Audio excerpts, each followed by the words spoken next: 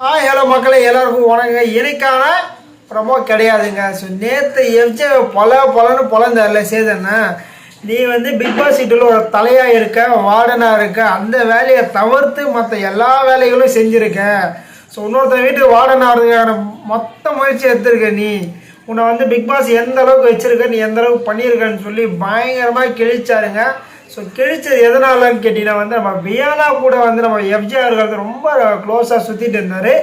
அதுக்கான ஒரு பெரிய ஆப்பு வைக்க வந்து பிக் பாஸ் பிளான் பண்ணி வச்சுருக்காரு. அதை பார்த்து நம்ம டீட்டெயிலாக பார்க்க போகிற மக்கள். அதுக்கு முன்னாடி நம்ம சேனல் புதுசாக இருந்தீங்கன்னா லைக் பண்ணுங்கள், சப்ஸ்கிரைப் பண்ணுங்கள். நீங்கள் போகிற ஒரு லைக்குமே நம்ம வீடியோ வந்து பல பேர் சேரும். ஸோ சின்ன உதவி மட்டும் பண்ணி விட்ருங்க. ஸோ என்ன விஷயம்னா வந்து உள்ளே வந்து ரீஎன்ட்ரி குடிக்க போகிறாங்க ஆதிரை. ஸோ ஆதிரை யார் தெரியல, நம்ம எஃப்ஜேவோட முன்னாள் காதலின்னு சொல்லிட்டு இருந்தாங்க. அவர் சொல்லலை, அவங்க சொல்லிட்டு இருந்தாங்க. ஸோ வந்து எஃப்ஜே அவர்கள் வந்து எனக்கு வந்து ஆதிரி வந்து ஜஸ்ட் ஒரு ஃப்ரெண்டாக தான் இருந்தோம், நாங்களும் ஆதிரி அந்தளவுக்கு க்ளோஸ் எல்லாம் கிடையாது சார். என்ன சார் நீங்கள் என்னென்னவோ பண்ணிடுறீங்க, கண்ணத்தை பூச்சி கிள்ளிறீங்க, இது பண்ணி பேசுகிறீங்க, ஊட்டி விட்டுருக்காங்க, சாப்பிட்றீங்க, எல்லா விஷயங்களும் பண்ணிவிட்டு கடைசியில் வந்து ஃப்ரெண்டுன்னு சொல்லிங்களே சார் அப்படின்னு சொல்லும்போது எனக்கு திடீர்னு ஒரு ஞாபகம் வருது.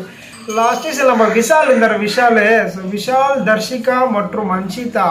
ஸோ இந்த மாதிரி வந்து நம்ம எஃப்ஜே வந்து வியானா மற்றும் மாதிரி அவங்க கூட வந்து அந்த ஃப்ரெண்ட்ஷிப்பில் இருக்க மாதிரி எனக்கு தோணுது. அதுக்காக வந்து பிக் பாஸ் பார்த்தாரு, தம்பி நீ ரொம்ப ஆடிட்டு இருக்க, உன்னை அடக்கிறதுக்குன்னு ஒரு ஆள் அனுப்புறேன்னு சொல்லி ஆதிரையை உள்ளே அனுப்பிச்சிருக்காருன்னு நினைக்கிறேன். ஆல்ரெடி உள்ளே என்ட்ரி கொடுத்துட்டாங்க ஆதிரை. ஸோ இதுக்கப்புறம் தான் ஆட்டமே வந்து வேறு லெவலாக இருக்கும்னு நான் நினைக்கிறேன். வேறு மாதிரி சம்பவங்கள் இருக்குன்னு சொல்லுவாங்களா, அந்த மாதிரி சம்பவங்கள் பண்ண போகிறாங்கன்னு நினைக்கிறேன். ஆதிரை வந்து சும்மாவே பயமாக ஆடுவாங்க. இதில் வேறு வந்து வெளியில் இன்டர்வியூலாம் பயமாக கொடுத்துருந்தாங்க, பயங்கரமான இன்டர்வியூலாம் கொடுத்தாங்க. எஃப்ஜே வேறு சும்மா இருந்தால் கூட வந்து ஆதிரை கம்முன்னு இருந்திருப்பாங்க. ஆனால் வியானா கூட க்ளோஸாக இருந்துட்டு வியானா நிறைய வாட்டி கேட்டாங்க, நீ ஆதிரை கிட்டே இப்படி தானே பேசுனேன், ஆதிரை கிட்ட இப்படி தானே இருந்தேன், ஸோ உனக்கு ஆதிரை மேலே என்ன ஃபீலிங்ஸ் இருந்துச்சு என்ன. லாஸ்ட்டாக வந்து முந்தினத்தோட ஜெயிலில் இருக்கும்போது கேட்டாங்க வியானா, ஸோ நீ ஆதிரை மிஸ் பண்ணுறியா என்னன்னு கேட்டது. இல்லை நான் ஆதிரை கிட்ட சொல்லிட்டேன், நான் வந்து ஜஸ்ட் ஒரு ஃப்ரெண்டாக ஒரு எப்படி ஒரு அசால்ட்டாக வந்து பேசிகிட்டு இருந்தார். அதெல்லாம் ஆதிரை எல்லாத்தையும் நோட் பண்ணி தான் வந்திருக்காங்க.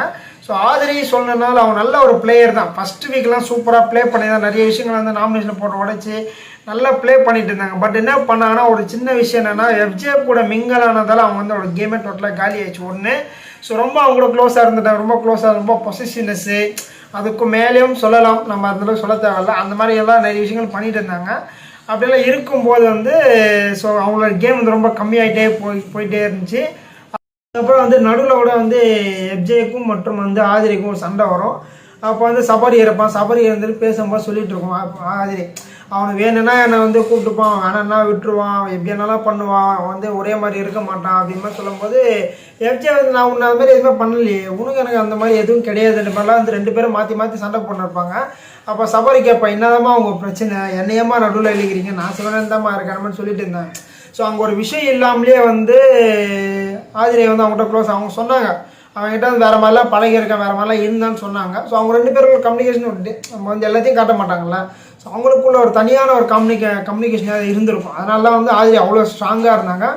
அவ்வளோ ஸ்ட்ராங்காக இருந்ததால தான் வந்து எஃப்ஜே வந்து அவ்வளோ பிடிச்சிருந்துச்சு. ஸோ எஃப்ஜேக்கு வந்து ஆதிரை வந்து அந்தளவுக்கு பிடிக்கல.